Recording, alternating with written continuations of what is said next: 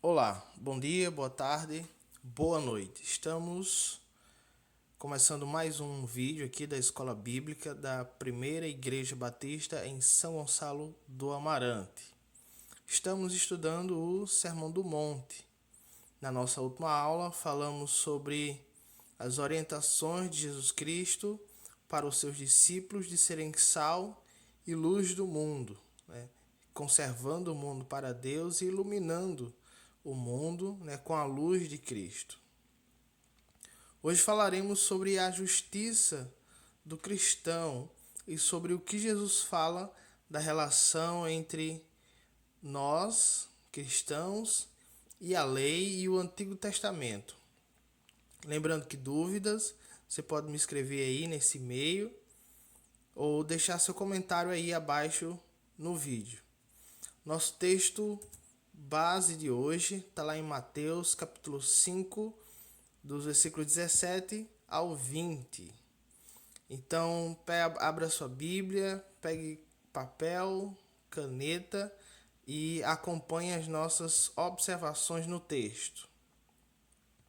Não pensem que vim abolir a lei ou os profetas. Não vim abolir, mas cumprir. Digo-lhes a verdade. Enquanto existirem céus e terra, de forma alguma desaparecerá da lei a menor letra ou o menor traço, até que tudo se cumpra. Todo aquele que desobedecer a um desses mandamentos, ainda que dos menores, e ensinar os outros a fazerem o mesmo, será chamado menor no reino dos céus. Mas todo aquele que praticar e ensinar estes mandamentos será chamado grande no reino dos céus.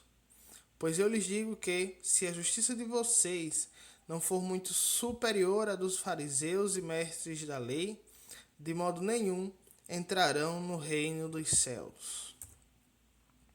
Então vamos começar nossas observações aqui pelo versículo 17, quando Jesus fala sobre abolir ou cumprir a lei e os profetas. Veja aí que Jesus ele vai se referir, né, à lei e profetas, mas Jesus está falando de quem? A quem ele se refere aí? O que significa lei e profetas? A Bíblia hebraica, ou o que para nós é o Antigo Testamento, ela é dividida em três partes. A primeira parte composta pelos livros de Moisés, o que a gente conhece como Pentateuco, ou Torá, os livros da lei. A segunda parte é composta pelos profetas, que vão desde Moisés até o cativeiro, e incluem livros como de Josué, Samuel, Reis e alguns profetas maiores como Isaías, os 12 profetas menores e vários outros livros. A terceira parte é composta pelos escritos, que são salmos, provérbios, os livros poéticos, alguns livros proféticos e livros que eram usados em rituais de culto, por exemplo, como Esdras e Ruth. Então, a Bíblia hebraica é dividida nesses três grandes partes: a lei, os profetas e os escritos. E todos eles formam o Antigo Testamento. E um judeu, quando geralmente se referia à lei e profetas, ele estava se referindo a todo o Antigo Testamento. Então, o que Jesus vai falar aqui, né, quando ele fala sobre abolir ou não e cumprir a lei e os profetas, ele está basicamente falando da sua relação com o Antigo Testamento, com todos os preceitos do Antigo Testamento e como o cristão também deve lidar com essas questões. Então ele diz que não veio abolir. Abolir que significa tornar algo inútil. Né? E aí muita gente lê esse texto e entende que Jesus está falando que a lei deve ser cumprida literalmente e integralmente. Só que quando nós vemos algumas outras afirmações de Jesus Cristo a respeito dos princípios presentes no Antigo Testamento, a gente vê que isso não pode ser bem assim. Por exemplo, lá em Mateus capítulo 15, do 1 ao 20, Jesus dá a entender que nem todas as leis e tradições veterotestamentárias são aplicadas a hoje, ou pelo menos ao seu tempo. E Hebreus capítulo 8, versículo 13, se você quiser pode conferir aí na sua Bíblia, o texto diz assim: quando ele diz nova, torna antiquada a primeira. E aí Hebreus, o autor de Hebreus está falando justamente sobre a relação entre a nova aliança e a antiga aliança, e as estipulações da nova aliança e as estipulações da antiga aliança. Então ele está dizendo que quando vem uma nova aliança, a primeira, com todas as suas regras e preceitos, se torna antiquada e desaparece.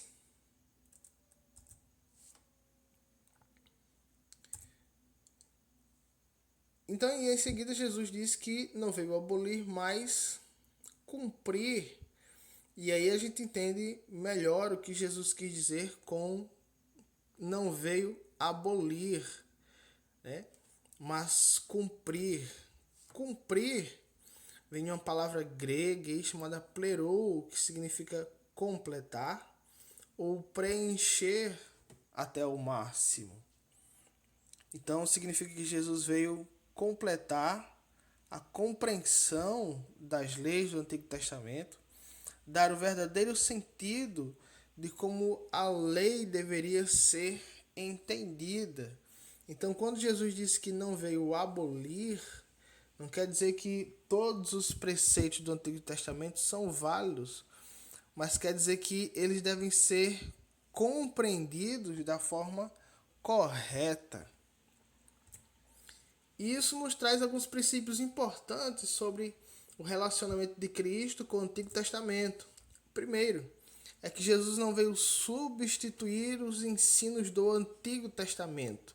Se ele não veio abolir, mas cumprir, significa que o Antigo Testamento ele não está anulado e seus ensinos ainda são válidos. Jesus trouxe a compreensão verdadeira da lei, sua essência, para que ela fosse obedecida corretamente.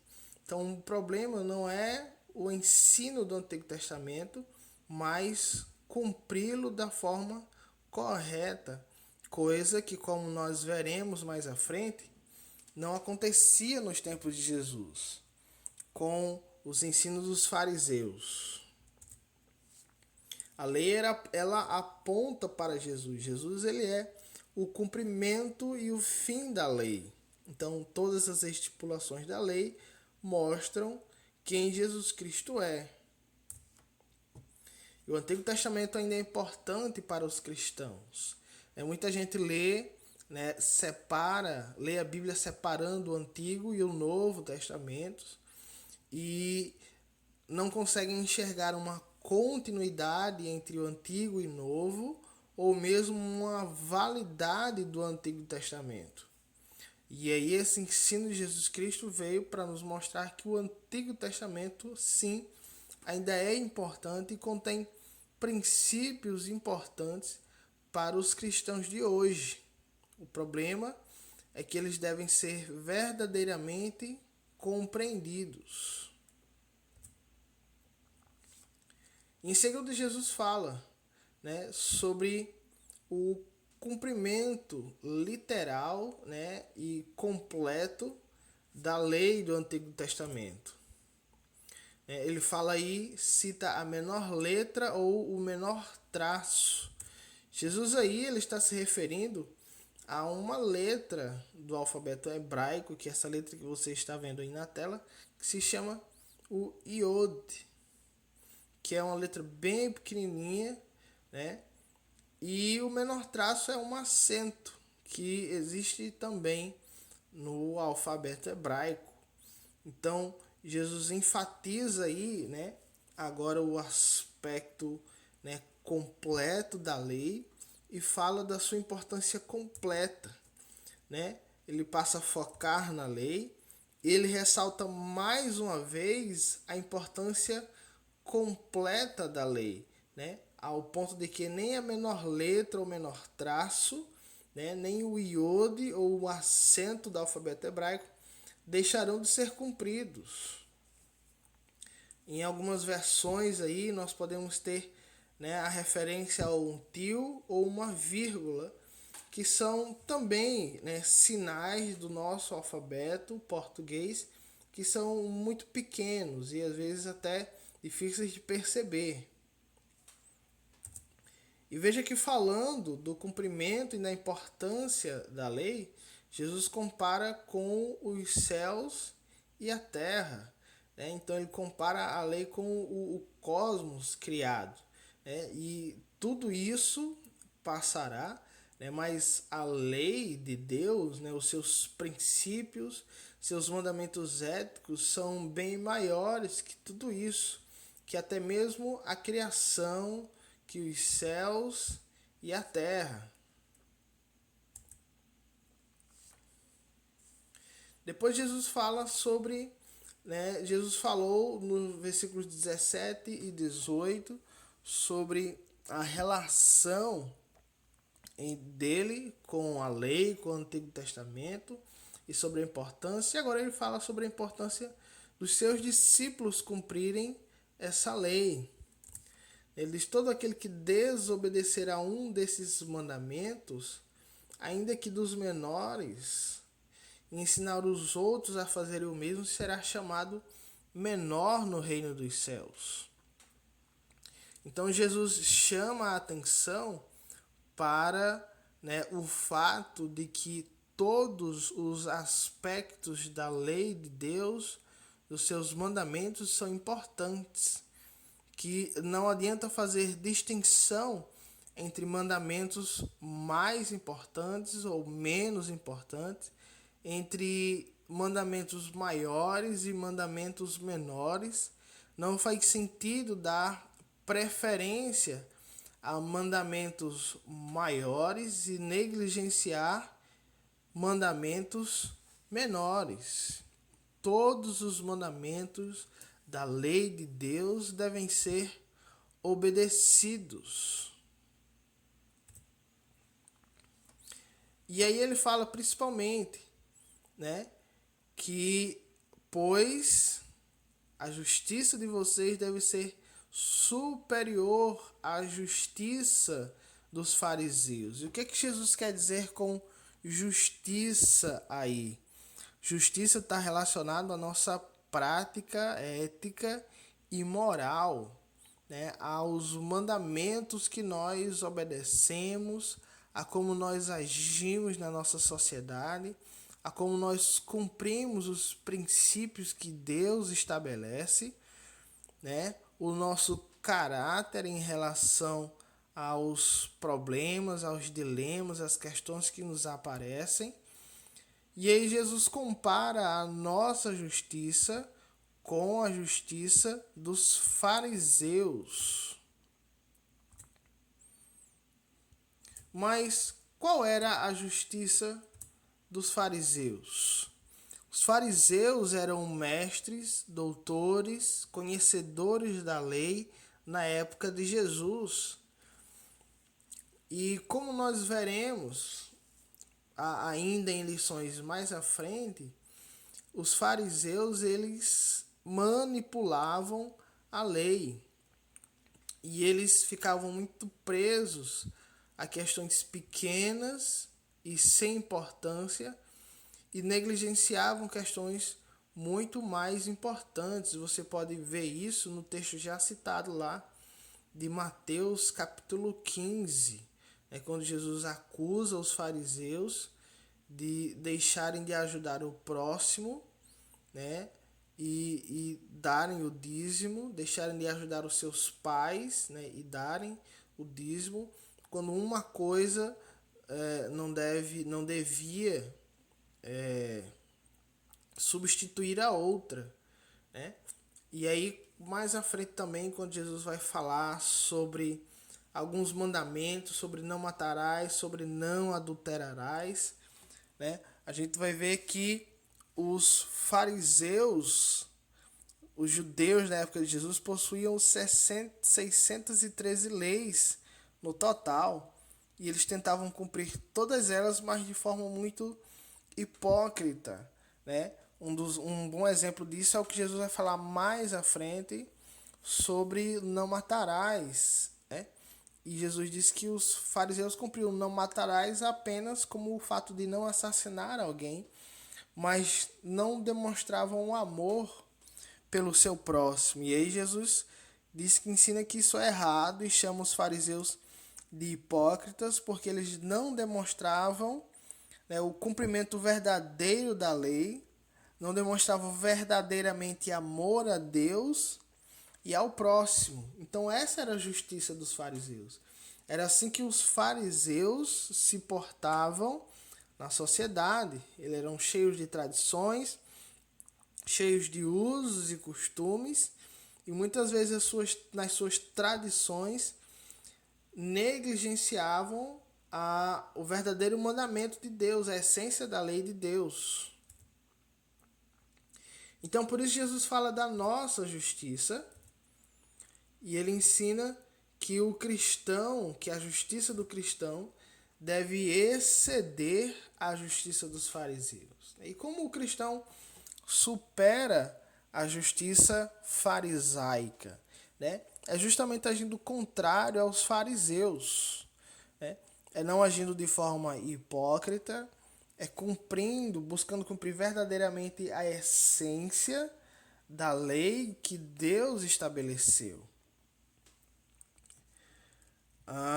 É não se prender em detalhes inúteis e esquecer o que realmente importa.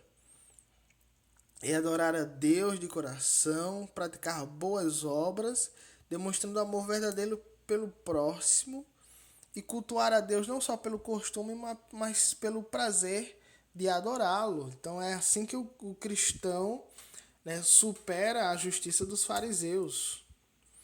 Então, em resumo, né, os versículos aí de 17 a 20 do capítulo 5 de Mateus trazem essa lição. O rei, Deus, né, Jesus, exige que seus discípulos cumpram verdadeiramente suas exigências éticas. Né? Lembrando que o cumprimento verdadeiro aí está em Jesus Cristo, né? E que as exigências éticas são estabelecidas não só no Novo Testamento, mas desde o Antigo Testamento.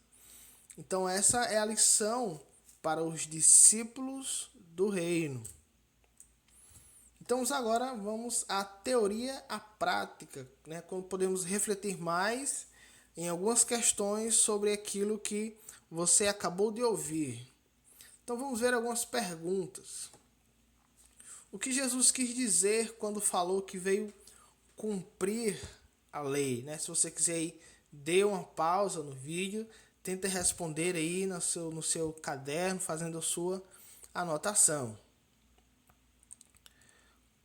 Como nós já ouvimos, né? Quando Jesus disse que veio cumprir a lei, ele está ensinando que veio ensinar o seu verdadeiro cumprimento, mostrar a sua essência, né? Como Jesus falou mais posteriormente, a essência da lei é o amor, né? Os maiores mandamentos é amar a Deus e ao próximo, né? Então Jesus veio mostrar verdadeiramente como se cumpre a lei, né? Não se prendendo em princípios hipócritas, mas adorando a Deus na sua essência. Porque a justiça do cristão deve exceder a dos fariseus da época de Jesus. O texto é bem claro, né? Aquele que quiser entrar no reino de Deus deve fazer isso, né? Porque os fariseus cumpriam a lei de forma, né, hipócrita, e o cristão não pode viver assim. O cristão deve cumprir a lei de forma verdadeira.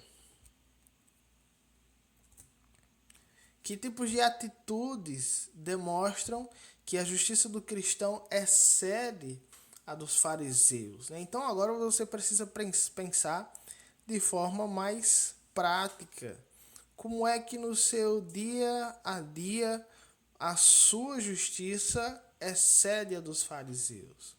Né? Como é que você demonstra isso no seu relacionamento com o seu próximo, no seu relacionamento aí com a sua esposa, né? Nesse período de quarentena em que nós estamos vivendo, como é que o cristão pode exceder a justiça dos fariseus? Nessa resposta eu não vou comentar, né? Isso aí é para o seu exercício aí, né? Tente responder. Se você quiser também envie a sua resposta para mim, para a gente pensar junto sobre ela. Leia Tiago 1, do 19 ao 27 e tente relacionar o texto com o conteúdo que você viu nesta lição. Tiago, que é um autor muito conhecido, principalmente por pensar na vida cristã de forma prática, né? Em como tratar o próximo, como cumprir a palavra de Deus, como ter paciência, como viver verdadeiramente a religião que Deus ensina.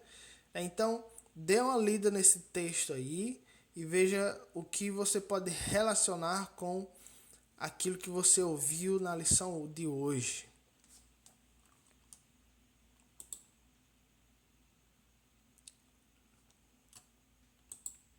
Então é isso aí.